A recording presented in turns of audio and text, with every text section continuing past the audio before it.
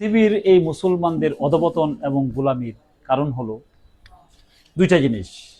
এক হলো সুদভিত্তিক অর্থনীতি আর ভাষাভিত্তিক জাতীয়তাবাদ।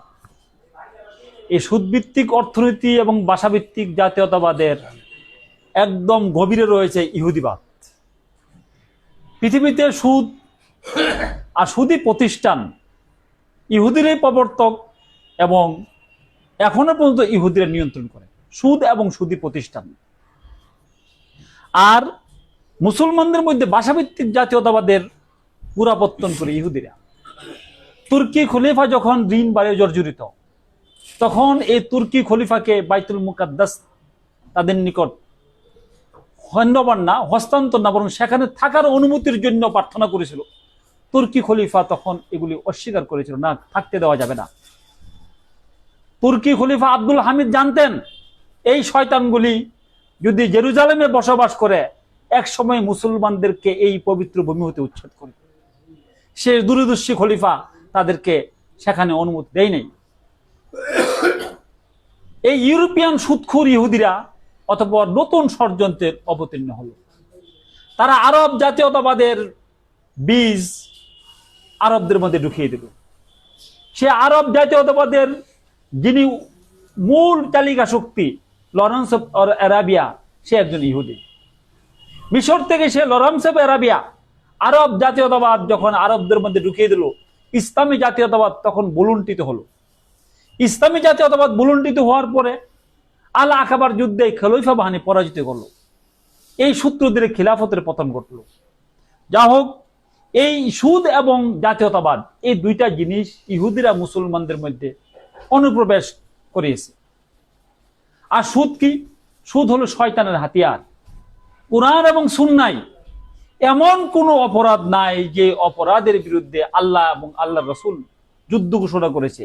একমাত্র সুদের বিরুদ্ধে আল্লাহ রাব্বুল আলামিন কুরআনে কারীমে যুদ্ধ ঘোষণা করেছে।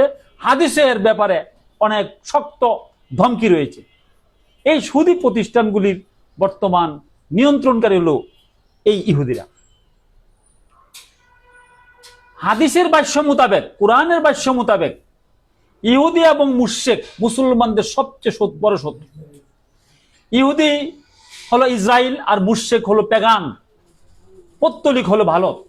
এই দুই শয়তানি শক্তি মিলে পৃথিবী থেকে মুসলমানদেরকে উৎখাতের জন্য ষড়যন্ত্র চালাচ্ছে। এই ষড়যন্ত্রের দুইটা হাতিয়ার, একটা হলো সুদভিত্তিক অর্থনীতি আর একটা হলো ভাষাভিত্তিক জাতীয়তাবাদ। এই ভাষাভিত্তিক জাতীয়তাবাদের কারণে 1947 সালে মুসলমানদের রক্তে অর্জিত পাকিস্তান ভাষাভিত্তিক জাতীয়তাবাদের বদৌলতে বিভক্ত হয়েছে।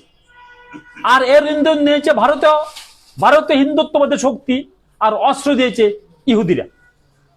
আপনারা অবশ্যই জানেন যে 1971 সালে এই দ্বিশক্তি, এই দুইটি শয়তানি শক্তি ইহুদি এবং ব্রাহ্মণবাদের শক্তির যে chief of commander in chief ছিল মিস্টার জ্যাকব, সে একজন ইহুদি ছিল। এবং তাই নয়, এই জ্যাকবের নেতৃত্বে, জ্যাকবের দিক নির্দেশনায় মুসাদ বাহিনী এবং আরএসএস, দেরাদুন থেকে আরএসএস এর কিছু সদস্য এসে এই পূর্ব পাকিস্তানে, এরপর বাংলাদেশে লক্ষ লক্ষ উর্দুভাষী মুসলমানদেরকে হত্যা করেছে, যারা ভাষাভিত্তিক জাতীয়তাবাদকে অস্বীকার করে ইসলামী জাতীয়তাবাদের ভিত্তিতে এই বাংলাদেশে, এই সাবেক পূর্ব পাকিস্তান বর্তমান বাংলাদেশে আশ্রয় গ্রহণ করেছিল। অতঃপর আসেন 1966 সালের যুদ্ধে পাকিস্তান যখন ইহুদিদের বিরুদ্ধে লড়াই করে, বাংলাদেশের সাইফুল ইসলাম নামে একজন মহান ব্যক্তি সেই ইহুদিদের বেশ কয়েকটি বিমান বোমাদিত করে। তখন তারা চিন্তা করলো পাকিস্তান নামক রাষ্ট্রকে রাখা যাবে না। এই ইহুদি এবং ষড়যন্ত্র করে পাকিস্তান নামক রাষ্ট্রকে বিভিন্ন অজুহাতে ভেঙে দিয়েছে এবং তাদের পারপাস সার্ভ হয়েছে। এখন আসেন এই হামাস এবং ইসরায়েলের যুদ্ধে পত্রিকার ভাষ্য মোতাবেক, গণমাধ্যমের ভাষ্য মোতাবেক অনেক হিন্দুত্ববাদী শক্তির ধারক বাহক, অনেক হিন্দু সোলজার ইহুদিদের পক্ষে যুদ্ধ করতেছে এবং তাদেরকে, মুসলমানদেরকে কিভাবে হত্যা করতে হয় এই ইউরোপিয়ান ইহুদিদেরকে তারা প্রশিক্ষণ দিচ্ছে। কারণ ভারতে হিন্দুত্ববাদী শক্তিরা অহরহ মুসলমানদেরকে ধ্বংস করতেছে। এই ভারতীয় ইহুদিবাদ, ভারত এবং ইহুদিবাদী শক্তি বাংলাদেশের উপর সোয়ার হয়েছে। গত আমলে দেখতে পাচ্ছি যে ইহুদি শক্তি এবং ভারতীয় শক্তি মিলে বাংলাদেশের মুসলমানদের উপর কি অত্যাচার করেছে। আওয়ামী লীগ 1994 সালের পূর্বে আওয়ামী লীগের মধ্যে কোনো ইহুদিদের রয়ের মুসাদের দালাল ছিল না। 1994 সালে আবুল কালাম আব্দুস সামাদ আজাদ তেল আবিবে একটি অনুষ্ঠানে গিয়েছিল, গিয়ে সেখানে বক্তব্য রেখেছে তেল আবিবে।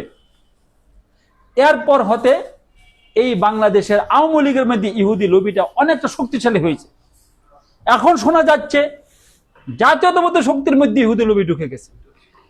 যদি ইহুদি লবি এবং হিন্দু লবির দাবিদারি করেন জাতীয়তাবাদী শক্তি বিএনপি, তাহলে আপনার পিতার নেই সেই ভাগ্যের বরণ করতে হবে, জেনে রাখেন।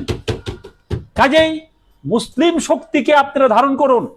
মুসলমানদের অস্তিত্ব রক্ষার জন্য বিএনপি কে আহ্বান জানাচ্ছি যে আপনার মুসলমানদের অস্তিত্ব, স্বার্থ, ঐক্য রক্ষার জন্য যা কিছু দরকার করেন। ভারতের তাবেদার হবেন না। সেনাবাহিনীকে ভারতের প্রশিক্ষণ দিতে যাবেন না, কারণ ভারতের প্রশিক্ষণ দিতে গেলে ইহুদিরা প্রশিক্ষণ দেবে, হিন্দুত্ববাদী শক্তি প্রশিক্ষণ দেবে। তখন সেনাবাহিনীর মেন্টাল চেঞ্জ হয়ে এদেশের মুসলমানদের উপর অত্যাচার চালাবে। যা হোক, এই মানবতার শত্রু ইহুদি এবং শয়তানের দূষর ব্রাহ্মণবাদী শক্তিকে আমাদেরকে প্রত্যাখ্যান করতে হবে। এই জন্য প্রথমেই সুদভিত্তিক অর্থনীতিকে বিনাশ করতে হবে, ভাষাভিত্তিক জাতীয়তাবাদকে একদম মাটি চাপা দিতে হবে। তাহলে মুসলমানদের মুক্তি মিলবে, অন্যথায় নাই। ওয়া আখিরু দাওয়ানা আলহামদুলিল্লাহি রাব্বিল আলামিন। भैया चेयरটা টাইম নিয়ে একটু সামনে এই আসেন, চেয়ার নিয়ে করো। আই ভাই, আচ্ছা চেয়ার নিয়ে আসেন। এই নিচে